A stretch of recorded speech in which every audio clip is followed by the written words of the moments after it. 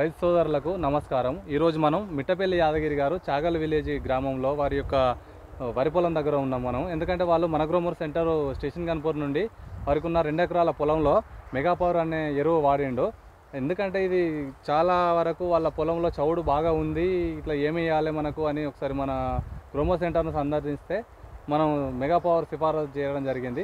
ఇప్పుడు వారి యొక్క అనుభవాలను మనం వారి మాటలోనే విందాం. నమస్కారం యాదగిరి గారు, చెప్పండి సార్, మీరు మెగా పవర్ 2 ఎకరాలలో వాడింది కదా? మేము 2 ఎకరాలు పొలం పెట్టినామండి.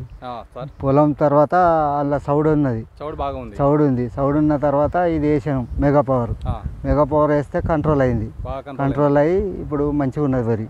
మీరు అది కంట్రోల్ అయిన కాకుండా ఏమన్నా పిల్లకలు ఎక్కువ రావడం, వరి ఎక్కువ పెరగడం, పచ్చదనం అనేది కనిపించింది? కనపడ్డది, కొంచెం హైట్ పెరిగింది, పిలకలు వచ్చినాయి, పిలకలు ఎక్కువ వచ్చినాయి.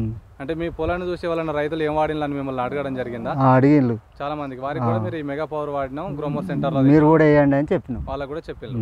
ఇప్పుడు మొత్తం మీద అయితే రైతుల సోదరులు అందరూ ఇది వేసుకోదగ్గ ఎరువు అని చెప్పుకోవచ్చు. ధన్యవాదాలు సార్.